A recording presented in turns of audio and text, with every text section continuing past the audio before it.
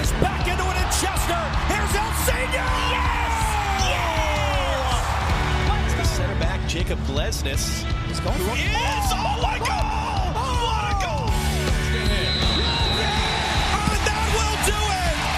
One of the best comebacks in recent years. 3 unanswered by the Union.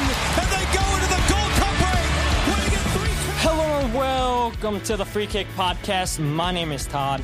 Well, after a scrappy win against the Chicago Fire on Wednesday night, the Philadelphia Union have the chance to lift their first trophy in club history this Sunday against Columbus. I know there's a whole bunch of math behind it, but it seems impossible that Toronto will catch the Union unless they score like 10 goals or something. I know Seattle's in there, but we're not going to talk about all those complications. Right now, we're going to preview this upcoming game for the Philadelphia Union as they take on the Columbus Crew. So joining me today to preview this matchup is the founder of the ACL Club. She's also a host on the podcast MLS Assist, along with being a host with former Philadelphia Union player Charlie Davies on the U.S. Soccer podcast, and she currently works as an analyst on Fox Sports Columbus, covering the Columbus Crew. So I would like to welcome on to the show, Miss Jordan Angeli. How are you doing today, Jordan? I'm good, Todd. Thanks for having me. That was a good intro. I always am curious of what people are going to pick out because it can be a mouthful. Huh? Absolutely. All the things. I was going to say, just reading everything that you do. And I mean, people can go on your Wikipedia, see that you played soccer and find out even more about you. But it seems like you're staying busy with a whole bunch of things. Yes. And we were just talking before we started recording is just the idea of persistence and continuing to do something when you feel like it's the right thing for you. And it's been soccer for me for a long time, since I was 5 years old. And I really did have the ultimate privilege and it was the joy of my life to be able to be a professional soccer player and to compete for our country on different levels. As a member of the U20 national team and the U23 national team. And I just loved playing the game. And so I wanted to stay in it in any way that I could. And I knew that my story and my journey was a unique one with the ACL injuries that I had. So I created this company that you mentioned called the ACL Club to help people through the mental side of injury. But I also realized that since I was injured a lot, I was watching the game from a different perspective and learning and sharing that with my teammates. And it really set me up in a different way to become an analyst and to talk about the game for a living. So I'm really grateful for my injuries for a number of reasons, but that being one, just to allow me to continue to do what I love to do. Yeah, absolutely. I mean, that's tough to have multiple ACL injuries. And like you said, playing the sport ever since you were 5 years old, and that's all you've known. And now with those injuries and everything, you're like, I still want to be in the game. And kind of like myself, I had to stop playing after high school with too many concussions, and with CTE and everything, they're like, friends, you're not going to be a professional and it's not worth the risk and everything. I'm like, that's fine. I'll do whatever I can do to stay involved with soccer. And, podcasting is what it is for me. And like I mentioned, you're also a co-host on MLS Assist, and you're also with Charlie Davies with US Soccer Podcast. So how did you get involved with those two projects? So I got involved I've been working for U.S. Soccer for a number of years, and it just my connections it actually just randomly happened. U.S. Soccer was looking to hire a host for in-stadium, and their first game of having a host happened to be in Colorado, which is where I'm from and where I was living at the time. And so they tried it out, and Aaron Gonzalez, who does the in-stadium production, we really hit it off, and he loved what I did there. And so I worked for the U.S. team for a couple of years, really leading up to the World Cup last summer, and got to even go with them over to France and cover the World Cup from a fan perspective for U.S. Soccer, which was the best job in the world. It was so much fun. And so from those experiences and all the people that I got to meet and the relationships that I built, I feel like U.S. Soccer, when you're a part of playing with some of those players, like some of my former teammates are still members of the U.S. women's national team to this day. And you just keep relationships. And I think it just worked out that they were looking to launch this podcast, and we're going to maybe do two separate ones with the men's and the women's, and decided it might be better to do a joint one. And so I get to work with Charlie Davies every week, which is so much fun. And you mentioned he was a Union player, and another guy with a lot of persistence and a lot of determination. It's been so much fun to be able to do that with him and to learn from him and to have some really fun conversations over there. So that just launched here. And then also our other actually MLS Assist launched this year too in January, and Joe Lowry is the co-host. He's really the host of the show because he does all of the work. He is so like on the back end, which you know very well of. But Joe had reached out and he was writing a little bit for The Athletic last year. And I had just read some of his pieces, and Bobby Warshaw from MLSsoccer.com had reached out to me because Joe had asked him, like, hey, I want to start this podcast about tactics. Do you know anybody that would be interested? And so Bobby connected us. And from there, we got hooked up with the guys from the Total Soccer Show. And they really were instrumental and still will be, or still are and still will be forever. We just launched that in January, and it's been really fun to dive into the game on a deeper level. And I think has really helped me in various ways of how to analyze a game and to be a little bit more detailed in my description of things when I am calling games for the Crew. Yeah, absolutely. And I was going to say, we were talking, like you said, before we started recording. As all my listeners know, I live in Maryland. So anytime the Union play away, I always get the home team feed and everything. So I always love your perspective from the game anytime the Union play the Crew, because you bring such a great perspective, and especially being a former player. Like I feel like not every former player can be a commentator, but they know the game, and you can definitely tell every time that you're talking, like, you know what you're talking about. And sometimes you say something that I'm like, wait, I didn't even think about that, even though I played and everything. So I appreciate your perspective every time that I see the Union play the Crew. But finally, before we talk about this game and everything, so how'd you get involved with the Crew?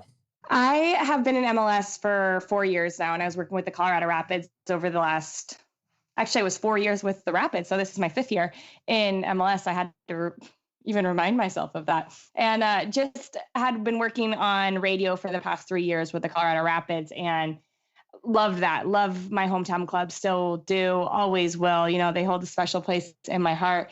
But had felt like the next step for me was going to be a TV gig. I'd worked in TV in various capacities in different leagues and college conferences, and just kind of knew the evolution of my career, that was going to be the next step. And I got connected with the Crew, and it was just, it seemed like such a cool thing to be a part of with the new ownerships over the last couple of years, and Porter coming in last year and revamping the team. It has been so fun, and with the downtown stadium next year, and it's going to be incredible to see and be a part of the oldest team in MLS and just really see how they have modernized themselves and continued to not only tap into new fans, but to keep these people who have supported the Crew since 1996 still involved with the club. It is so cool to see just how it's really their supporters have spanned these 25 years. So I knew right away that this was going to be a really good opportunity for me, and I have loved every second of it. I'm so thankful for the opportunity, and it's been fun. I've gotten to call some good soccer. You definitely have. I mean, that's a good point you brought up about Caleb Porter, and Chris did too. Last time we talked about the Union in Columbus, he said, you know, last year what Columbus did, it didn't really matter because Caleb Porter didn't have the players he wanted and everything. It was just about building the team that he wanted. And you're seeing after a year what Caleb Porter has built. And yeah, I'm not ashamed to say, you know, Columbus, I'm afraid of them, and they're one of the best teams in MLS, and especially defensively, and I'm sure we'll get into that. But talking about Columbus, his last game, they played DC United on Wednesday night, which saw the Crew lose 1-0 to DC United. Now, before we talk about what went wrong for Columbus in that game, one thing I want people to realize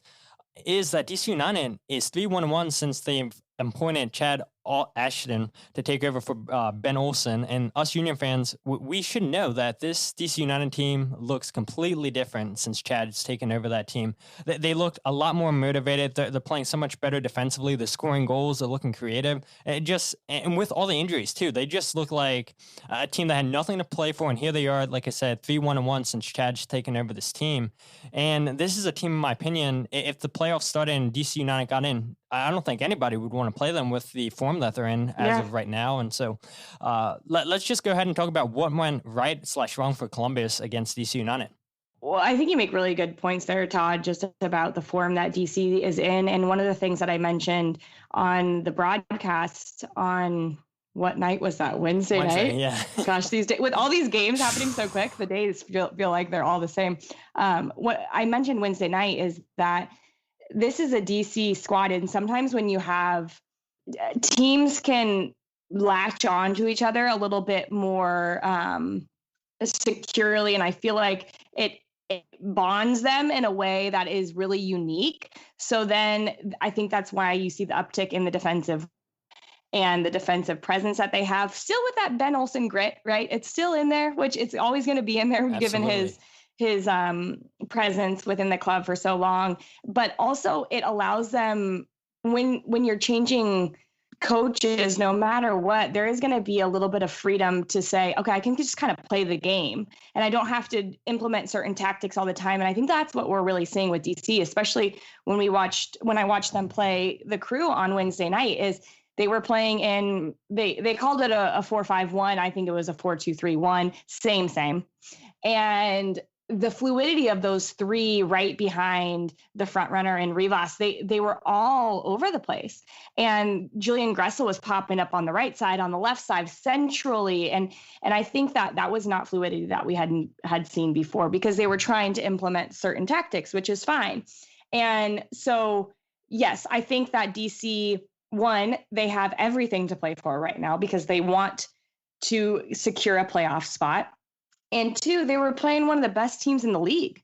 And I think that's something that you're noticing, I would imagine, with the Union. And what we've noticed with the Crew over the last 2 months is if you're the best team in the league, well, everybody's going to really show up for those games. And it is a different challenge. And so you also have to put into account of just what MLS is this season. And points at home have always been really valuable in MLS. Yep. The Union came into that game knowing this is a chance to secure 3 points at home. We have to take advantage of it. From the Crew's perspective, we have 2 home games following that game in DC, and we want those home points as well. And I would imagine with the amount of games that they had in 4 games in 2 weeks, it was the right opportunity to get some players some playing time, because you never know what's going to happen. You want to make sure everybody's getting playing time, feeling fresh, feeling like they're useful when situations come up and maybe their name is called upon.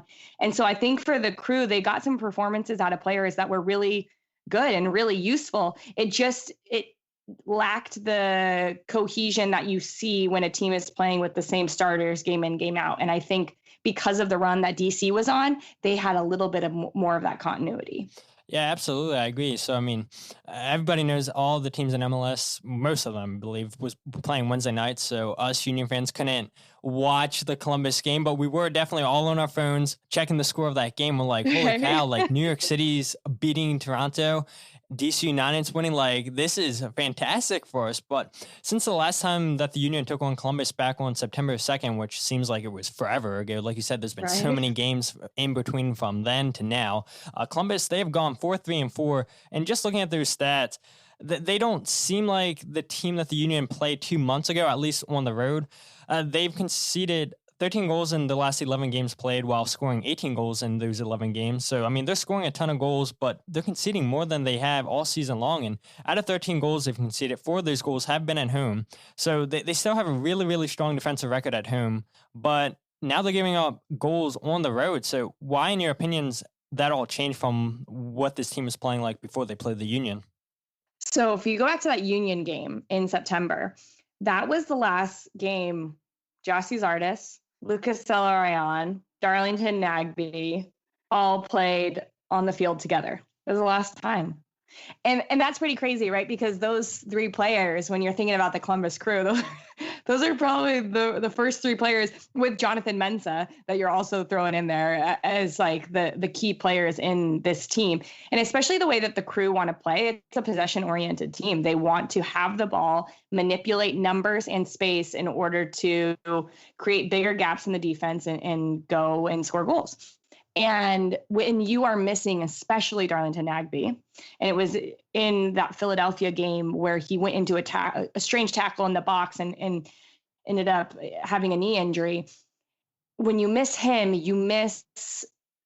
there's so many intangibles that he brings to the field that I think have been difficult for the Columbus Crew to regain that, no matter whoever was going to step in, because he's Darlington Nagbe. Like, let's just be real. So I think that when you're missing that and you have a little bit less of the ball, then there's going to be more pressure on you defensively, because you're going to have to defend more. And so I think that has been a challenge for the Crew. But with that being said, defensively, we're still top team in MLS, if I'm right, with goals against. Maybe top 1 or 2. I'm going to say top 1 or 2 teams goals against. And so it's really still a strong defensive unit. But the difference, if I'm looking at the team, that's the difference. You're missing those players. Even the last couple of games, we're missing Josh Williams, who has filled in for Vito Wormgore, who went out in MLS's back really early on with that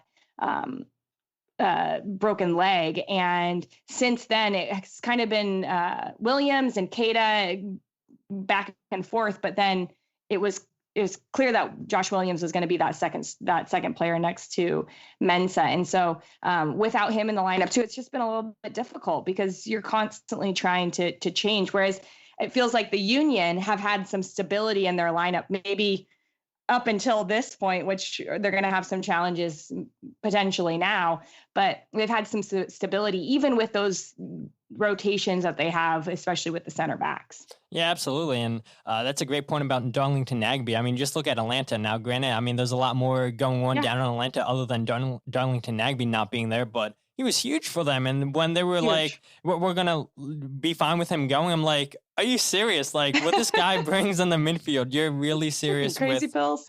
Yeah. And I mean, what a pickup that Darlington Nagbe was for a Columbus Crew. And the last time that like the Union and Columbus met, like I said before you came on, Chris Doran, the play-by-play for the radio for the Crew. And by the way, thank you so much again, Jordan, for that connection. He came onto the pod, and the one thing him and I were talking about was just that partnership you were talking about, whether it be Keita, but more specifically, Josh Williams and Jonathan Mensah. These two guys prior to the Union game, they've kept 3 out of Columbus's 6 clean sheets, and they were a big reason why, in my opinion, defensively, that Columbus were so strong. They had that stability that you were talking about the Union having. These guys, just 2 veterans of the league, they know what MLS is about, and they seemed like they were forming a really, really, really good partnership. But the last clean sheet these two had kept for Columbus was against Cincinnati on September 6th. And since then, we've seen, like you said, it be mostly Keita coming in to be Mensah's center back partner. Williams was suspended for 4 games due to violating league rules. And 2, even if Williams hadn't been suspended, in my opinion, him and Mensah, I mean, they conceded 10 goals in the last 5 games they started together, and that's not good enough. And for a team that's been defending as well as Columbus have this whole season, Caleb Porter is going to change that right away. And there's no way he's going to bench Mensah because that's the captain. He just gave him a contract extension. In my opinion, I'm sure Union fans probably aren't going to like me saying this, but I think if the season ended right now, he'd win Defender of the Year over Mark McKenzie. I mean, what isn't there to love about Jonathan Mensah? He's been unbelievable this season.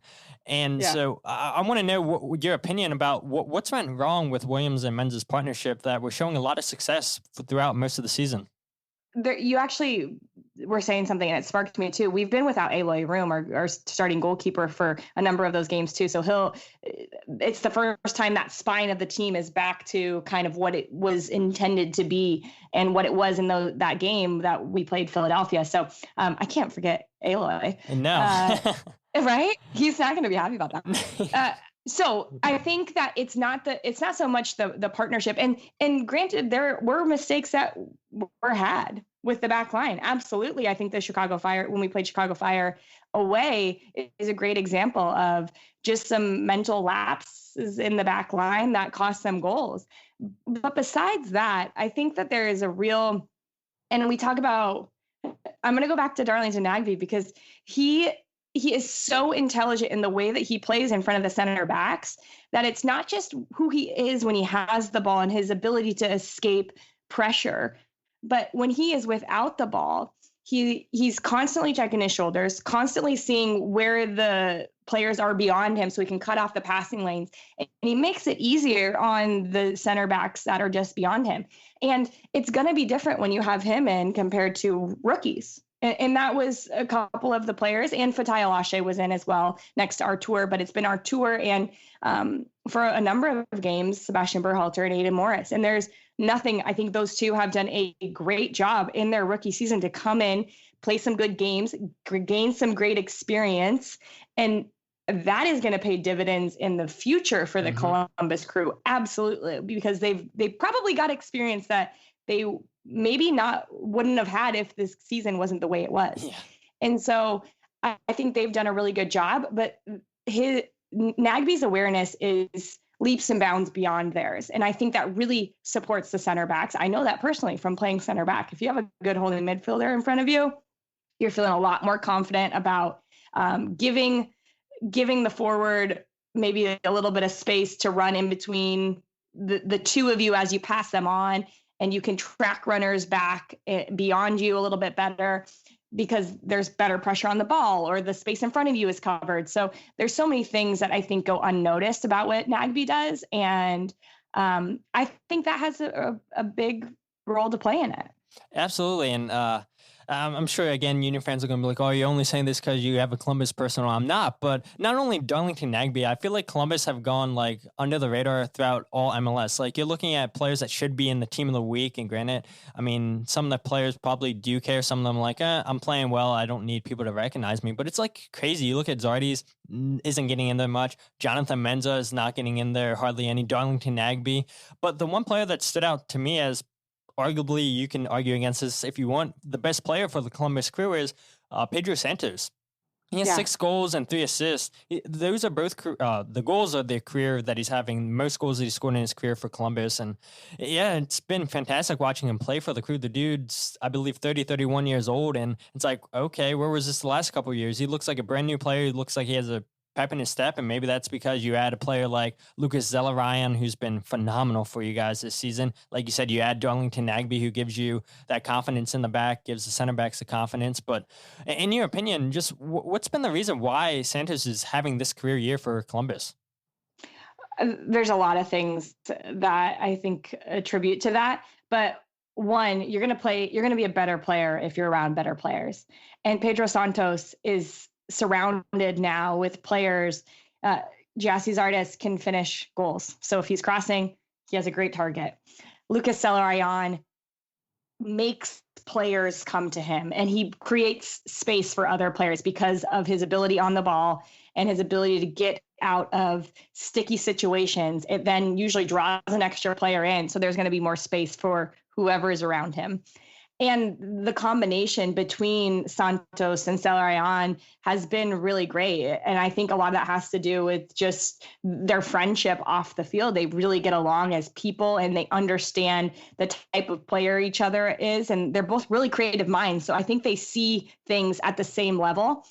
I'm going to go back to stability with Artur and Darlington Nagbe behind you in that 4-2-3-1. If you have the stability of those two, then there is so much freedom in the next line of players who are the three. It could be anyone from Mokhtar and Luis Diaz to Santos and Zelarayan. All of those players have fluidity in the way that they can play because they know that they're covered defensively. But I think the difference, honestly, in both the way that Santos plays and Zelarayan plays when he's in is the defensive responsibility that Caleb Porter also asks of them.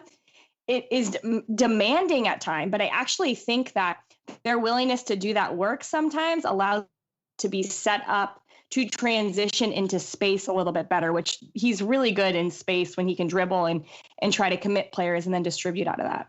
Absolutely. And so as we get closer to wrapping up this podcast and everything, I know we've talked about a lot, and again, I thank you so much for coming on. And like last time with Chris, I give my 3 keys to a Union victory. 1, I said, don't give the ball away cheaply. Columbus will make you pay. 2, I said, you got to win the midfield battle against Columbus with that diamond. How well will the diamond work for the Union? Will they be able to take Zelarayan out of the game? No, they did not. He had a laser of a shot from distance. And then my point number 3 was the Union, they've got to get goals from other people, not just Casper, because I believe Casper at the time scored the last 3 out of 5 goals for the Union, and they failed with that because nobody scored a goal. So my 3... Those are your keys to last game. Yeah, that was last game. So yeah, okay. My 3 keys for this game are, 1, don't let Lucas Zelarayan shoot from distance. The dude's going to make you pay. I mean, and it's a lot. Key after last game. Exactly. I mean, it sounds a lot easier than what it actually is. When you're paying DP money for a player like that, it's really, really, really hard to stop a player like that. And for the most part, the Union have done a good job, I think, throughout the season, stopping teams' designated players. The defense has played really, really well, but all it takes is one chance for Zelarayan, and he's going to make you pay. So the Union got to do a really good job not letting him shoot from distance or getting open inside the box. Point number 2, Joe Bendik has to be more decisive. So as we all know, Andre Blake has a fractured hand. Jim Curtin said he believes he'll be back some point this season, but who knows? I mean, all the injuries are different, so who knows how fast his hand will heal. But when Joe Bendik came on for Andre Blake against Chicago, I thought Joe was way too indecisive at the time when he wanted to come collect the ball. And granted, he got thrown into the fire when Chicago... Oh, my gosh. Can you imagine? No, I can't. Coming off the bench cold as a goalkeeper, it's like you can't take shots at you and everything. Yeah, you were going through all that in warm-ups and everything, but not during a game when they're throwing everything at you. And yeah, Joe Bendik got lucky that Andrew Rutan saved the ball off the line and everything. And yeah, I know some Union fans are really weary about Joe Bendik because we'll all remember the 2 goals he gave up against the Union when he was playing for Toronto and Orlando when Tranquilo Barnetta and Clubberson scored those free kicks. And I remember the Sons of Ben made like Bendik face and everything when he gave up that goal. I believe it was against Barnetta, but now, he's a Union player. And I know last year he spent 9 games, I think it was, with the crew. So we have no clue what to expect from Joe Bendik other than facing Joe Bendik. So hopefully he comes out strong this game against Columbus. I mean, like you said, I can't imagine being a goalkeeper, getting thrown out at the 85th, 86th minute, having no shots at me. Just, okay, go handle the pressure that Chicago's throwing at you. Yeah, no, thank you. That's why we weren't goalkeepers. Yeah, absolutely. And point number 3, again, I'm going to go back to last point I made last episode with Chris. You got to win the midfield battle. I think it's so crucial for any team in this league. If your midfield plays well, like you said, if you have a good defensive midfielder, your center backs feel more at ease. Your forwards will make good runs. The center defensive midfielder will find you and everything. So if the Union can find ways to win the midfield battle, I think they'll be good because, in my opinion, the Union, they were lucky to come away with all 3 points against Chicago Wednesday night. The midfield, they looked a little disorganized at times against Chicago. Now, granted, that's because Jack Elliott was playing at the 6. Martinez wasn't there. Montero missed because of too many yellow cards. And yeah, we've seen Jack Elliott. We've seen him play midfield before, and he's done a job, and I think he did a good job, but Jose Martinez brings such a high energy when he's starting. He's starting a fast counterattack. He's not afraid to make a tackle, nor is Jack Elliott. But like Jack Elliott's 6'5", this guy's I think like 5'8", 5'9", and he's a lot faster than Jack Elliott. So yeah, I think missing Jose Martinez was a big blow for us, but we got 3 points, so I can't complain. So these are my 3 points for Union victory. I like that. Can we talk about that really quick? Because I think that is really. You mentioned Jose Martinez, and when I'm watching Philly, he's one of those players that when he first came in, I was a little nervous that he a number of red cards in MLS. Yes. I like this guy needs to chill a little bit. But I think he has found that chill, but still with the tenacity that he can bring to a team, which has really been warmly welcomed in this Union squad. I think in the game, I think it was the first goal in the last game where he had did he have the MLS assist, the second assist when he played that ball out to Wagner, right? He played it out to Wagner.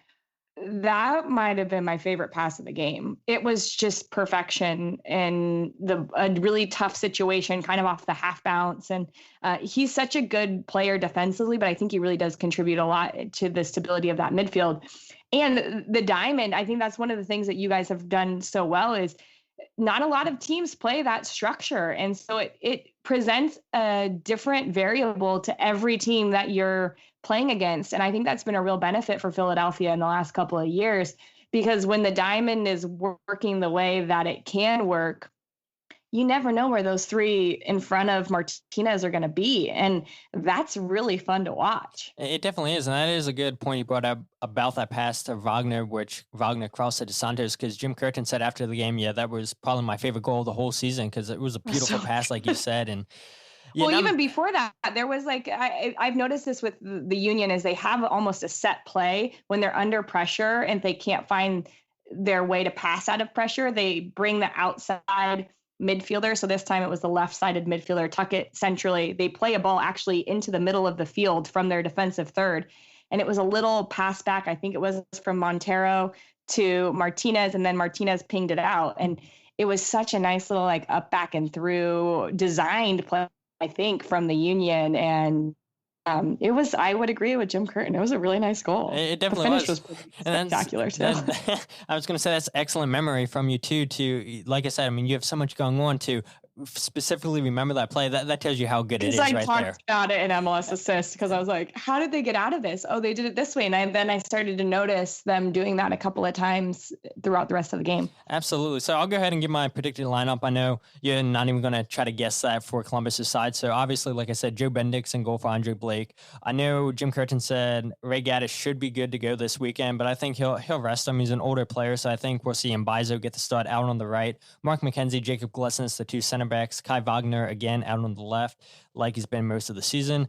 So with Jose Martinez still out due to quarantining with COVID, Jack Elliott will get the start at the 6. Bedoya, Montero, and Aronson will finish out the diamond. And then Casper and Santos, the two strikers. And I know a lot of fans want to see Corey Burke replace maybe Casper because he scored a goal last game in penalty, but he's been pretty cold as of late, even though he's getting assists. So, strikers don't need to just score goals. Like, that's one thing, like, you have casual fans that are like, oh, he's not getting goals. He's terrible. He's getting a ton of assists. He's taking defenders out wide with him, opening up that space for Aronson, Santos, whoever's making that run where Casper was. So, I mean, it is good to have Corey Burke. I don't know what's going on in Union talk circles, but I actually feel like the partnership with those two and playing a front two is really good because they create space for one another. And if one isn't scoring, the other one tends to be scoring.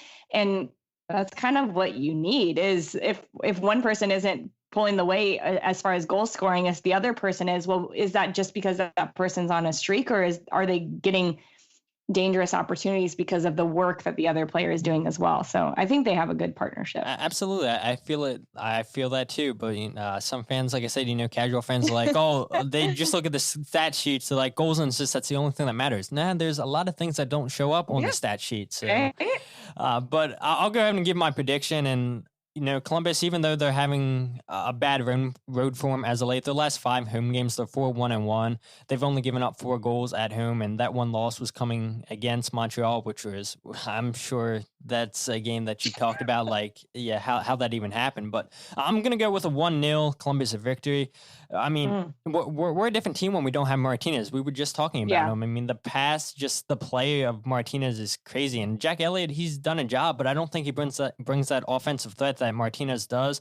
I think we play slower in the midfield, and he's just the engine that we really, really miss in the midfield. And we've seen it every time that he's missed time this season with us, whether that be too many red cards, whether he was away with Venezuela.